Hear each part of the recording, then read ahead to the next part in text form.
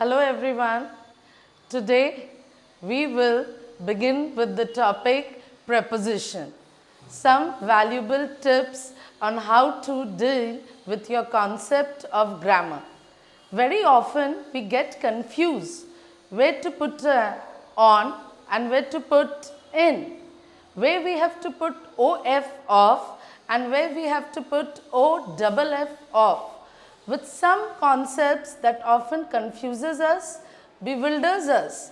Today we will go into the topic with 6 rules, each layering one after the other and unfolding our concept. Let me begin with the definition. What do you understand by preposition? The very word itself, preposition, the position of preposition before a noun or a pronoun. So, it is not preposition, today we deal with it as preposition. Where should be the position of before a noun? I give you an example. He is fond of tea. We all love to have tea and he is fond of tea. Here we see the sentence, he is fond of tea.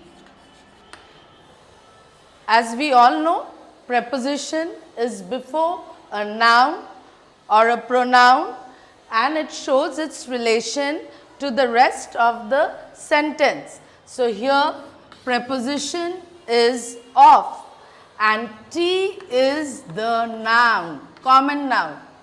So, we see the relation of noun to what? What is of? Of is an adjective. So, what is the role of the preposition? If I would have said he is fonty, would you have made any sense out of it? No, not at all. So, it should be he is fond of tea. Preposition is one of the vital parts of speech, showing the relation of noun to the rest of the words in the sentence, and at the very same time it is developing the relation between adjective and noun.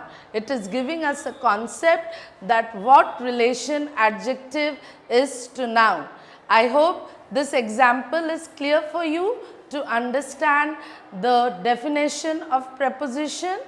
I again repeat it, preposition is a word that is used before a noun or a pronoun to show the relation of the noun to the rest of the words in the sentence, to show the position of the noun to rest of the meaning of the sentence. With this, I begin with the first rule. So, we are ready to move with the first rule.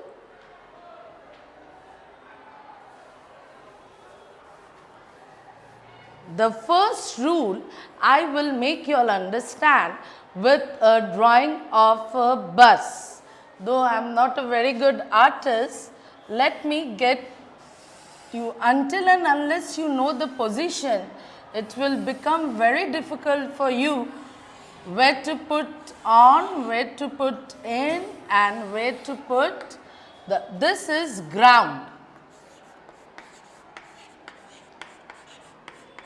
And this is the bus. The first rule is of position, the different position and what we use. If we move through it, what we say? This particular position, what do we say? We say it through. We cannot say it across. If we throw something inside, what do we say? We say this into. If something is already placed here, we use the word in. A passenger is in the bus. When I am giving you this example, a passenger is in the bus, I would like you to take a magnet, a note, that we have to be very careful when we use inside and in. We cannot say a passenger is inside the bus, because inside is used for things that are sealed or locked. We use inside. A bus is never sealed or locked. I can very well say the chips are inside the packet or the jewelries are inside a box, but a passenger is always in a bus. When I put a position here, what we say? On. When I put a position just above it, what do I say? Over. And if I want to put something from outside on it, something like we have put something outside to in, it becomes into. And something outside on the surface, then it becomes upon. The dog sprang upon the table.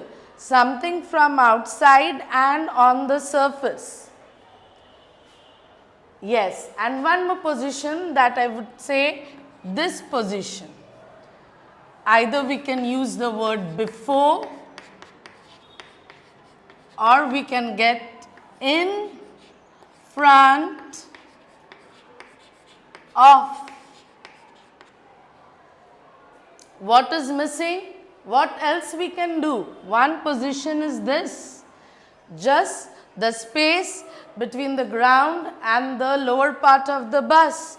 What we say this? We use this under. He came under the bus, not in the bus. And the last position that I want you all to see here, that is something much deeper than the surface area. The surface area is the ground and it is much deeper. Then what preposition do we use here? We use here beneath. Is it clear to you the different position? Now when we are going through it, we all know preposition are of three types: simple preposition, compound preposition and complex preposition. From here only I illustrate you simple preposition: in, on, under, all are simple preposition. Through, simple preposition. Now what do you understand by compound preposition? We have before. Before is a compound preposition. A similar example: beside, behind, amidst, all are compound preposition. Why we say it compound? Because it has dual meaning. For example, amidst. It is a compound preposition and its meaning is on, middle.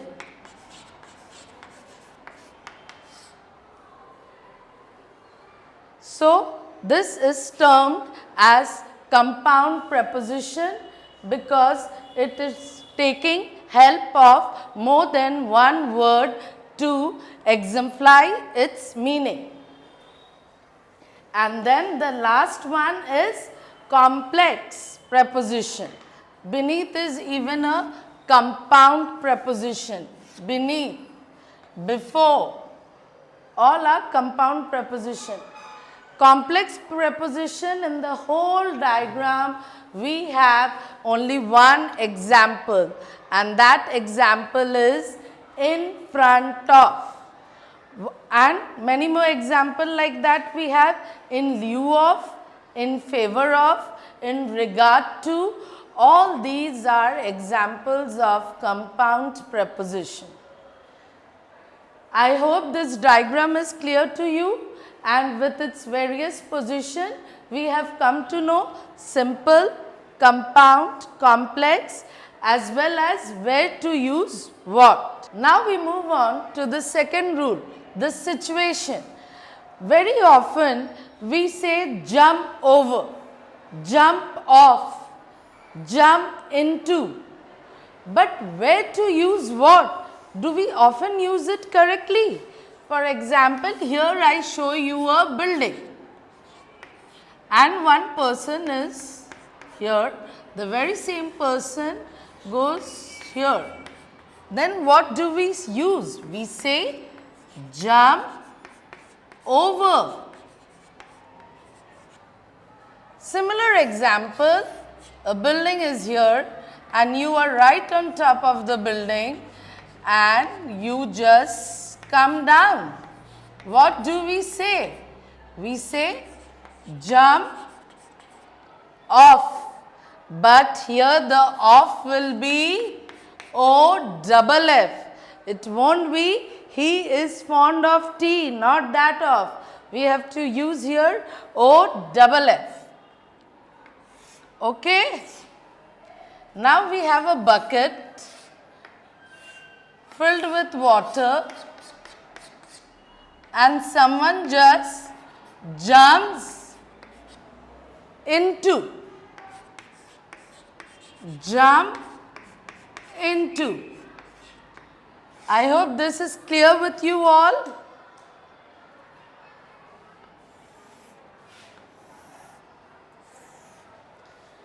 If you go across a thing, you use jump over. If you get down a thing, you use jump off. And if you get inside a thing, you use jump into. So now I give you a situation. For example, this is a platform and you are standing here and you have to move to this platform. What would you say? Jump onto. Jump onto. When I give you this example of the person who has to climb on this particular platform, the preposition that we will use here is jump onto. Jump onto the platform. Now, here I give someone is there outside the door and knocking. The person outside wants to come in. So, the person outside wants to come inside. So, what do you use here? He is on my door or he is there at the door. Using on the door will be a wrong usage of preposition. It will be at the door. So, here where to use at? He is at the door. And finally, one more example. This is a wall and we have a ladder here. A ladder is placed here. What do we say here? The ladder is on the wall. No. The ladder is by the side of the wall. No. The ladder is against the wall. The ladder is placed against the wall. So, here also when a ladder is placed or when we are at the door or when you have to ask someone the time or when you have to jump onto the platform, please you use the correct usage. So, today whatever you have learned from the situation 1 is jump over, jump off, jump into, jump onto, at the door, against the wall. So, these are the set of preposition along with the verb. because jump over, jump off, jump onto, they are acting as phrasal verbs. The more you go higher in your board classes and up, phrasal verbs do play a very important role of your syllabus, and preposition, verb along with the preposition, we know it's called a phrasal verb. So here the correct use of preposition is very important to know the correct usage of the phrasal verb. So are we ready to move on to the third tips? The third rule that we will do today, and it is very easy. In and to. A very unique example I will give you all. Where to use in and to. By now, with the example of the bus and the position of the dots, you have got an idea. But now let us go a little further. Let me draw India. And here it is Kerala. And here if I have drawn Sri Lanka, I write here in and I write here to. Here it's Kerala and here we go with Sri Lanka.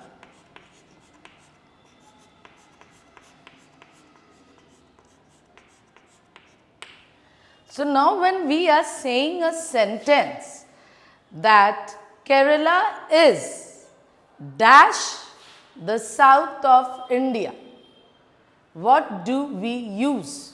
So what will be the answer of the sentence that I had asked you now?